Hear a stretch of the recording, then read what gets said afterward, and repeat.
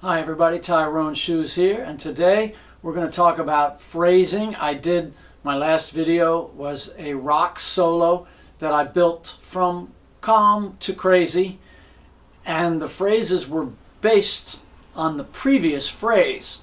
Each phrase was stacked on top of one another to build, a conversation. Now at the end it was much less of that, but for the first 2 minutes it was very kind of together. I'll have a link in the description below if you want to revisit that video. I improvised it. It was a first take.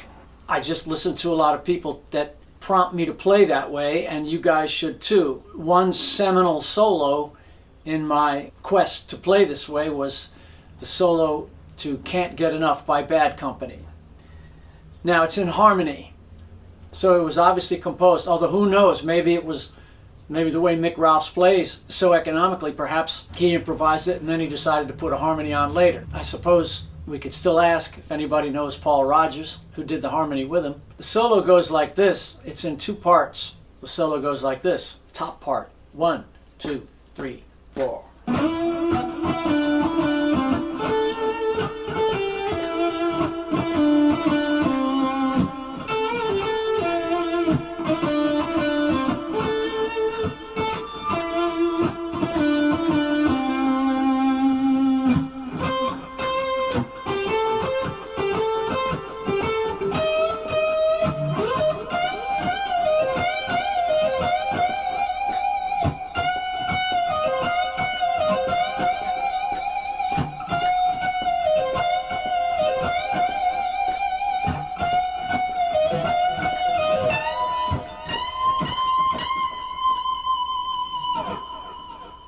Now the part underneath it, 1, 2, 3, 4.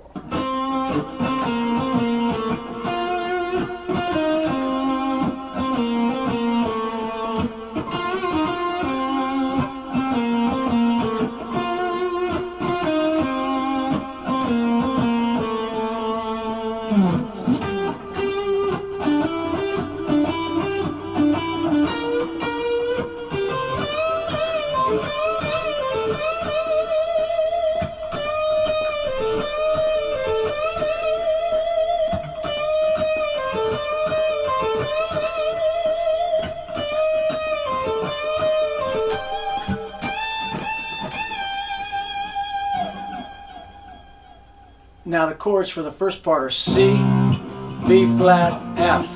You should know how to spell those.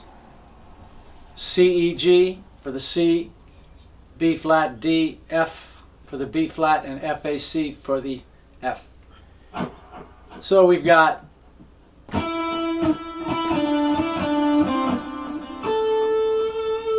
that's the first phrase. Now the next phrase. Now those two passing notes, but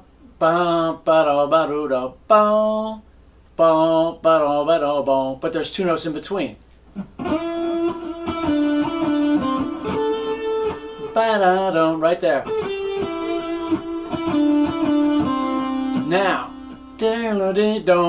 we have another set of those phrases again, but this time it's connected with.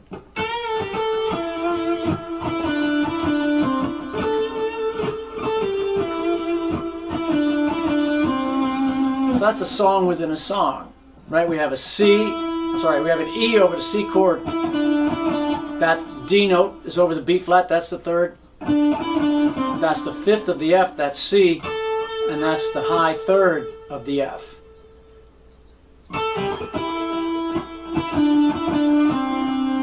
Right?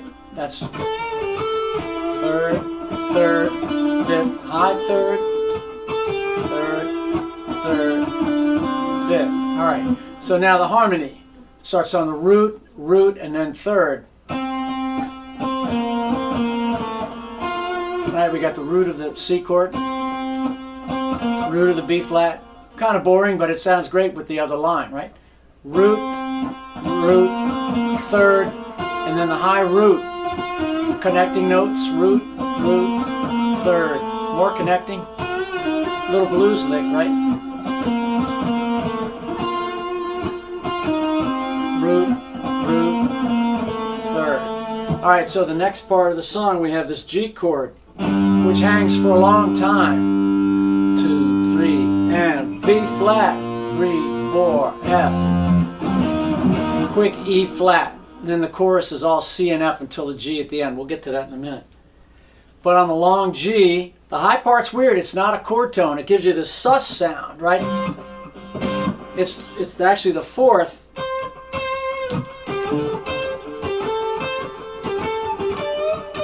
That's actually not a bend. You should hit that flush like that. Anyway, we have G, B flat.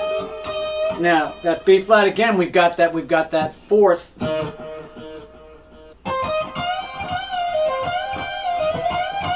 Now we're into the chorus. We're going to get to that in a second. But listen to the phrasing of it. More important than actually, if you have a good melody, that overrules everything, right?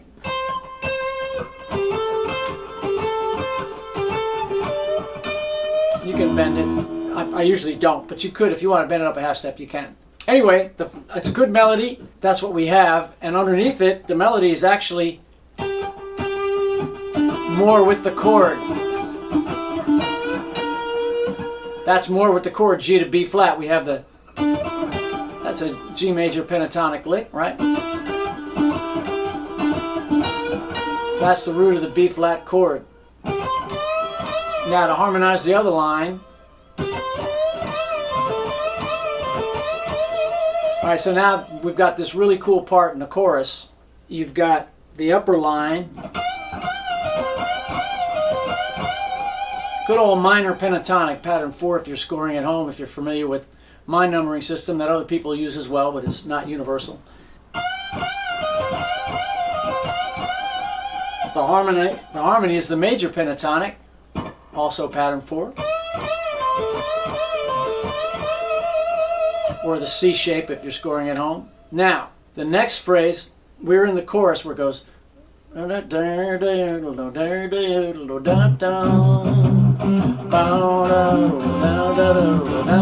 here's what happens. On the high part, now flat the top note, and then leave it normal. That's got the same effect as if you blues cats when you play. That's a 1-4-1 lick right there, and the funny note is there, the G to the G flat, and that's what's going on here. G flat, back up to G,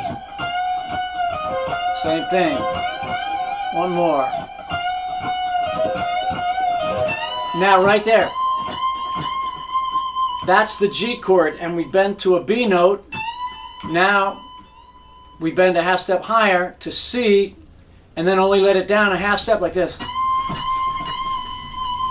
So I didn't let the bend all the way down. I only let it down a half a step. So underneath that,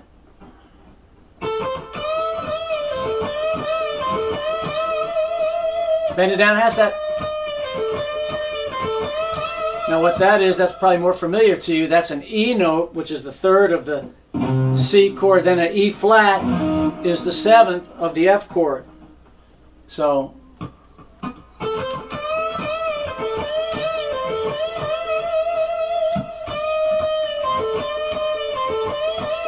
again, same thing. One more. G, and bend up. Actually didn't have to, but it makes sense with the other line. It just goes up to A and back down to G. So that's the parts on how they relate to the chords.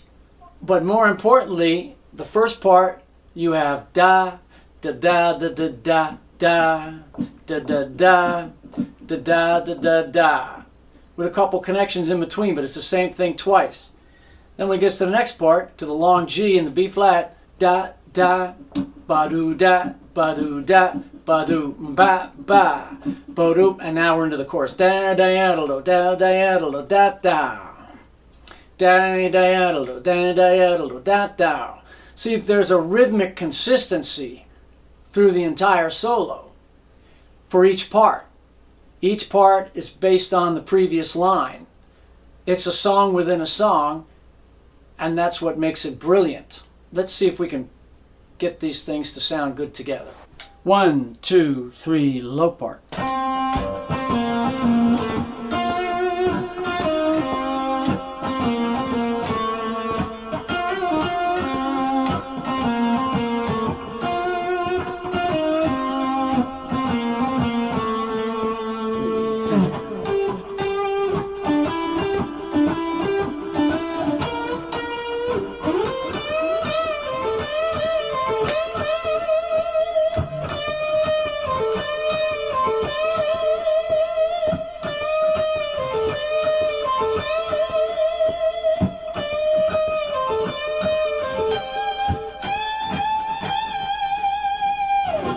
Okay, I put the low part down. Let's see how the high part sounds over it.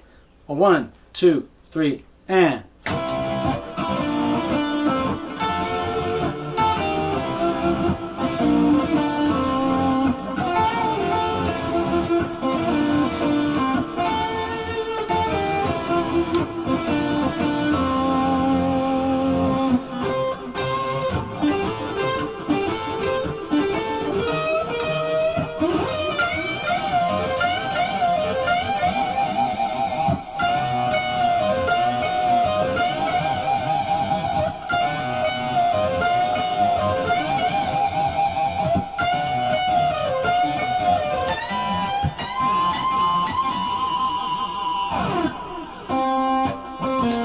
So there they are. That's how they work together. I hope you found this informative, and we'll see you in the next video.